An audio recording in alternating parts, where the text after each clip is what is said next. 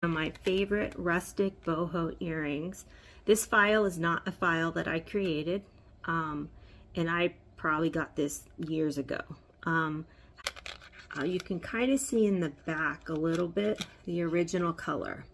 It was like this turquoisey blue.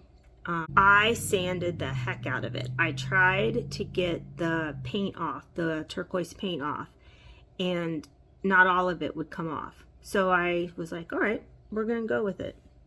So then I did what I told you before in another one. I spray painted it with a gloss, and then after it dried, I took, this is Waverly chalk paint, it's called Truffle, right here, and I dabbed and I filled in the engraving part, and then I wiped it as clean as I could get it, and it left some of the truffle on there, as you can kind of see in the middle here.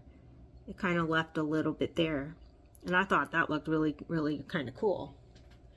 So then I went and I used this alligator sander, and I did all around the edges. But this time I didn't just sand the top. I actually, see if you can see it, I kind of sanded at an angle, and I tried to curve it a little.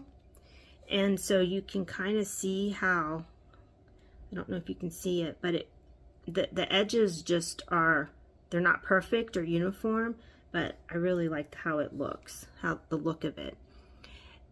But it was still, the birch wood was too light. And so I decided to, this is kind of different, I have these Distress ink, they're literally ink pads.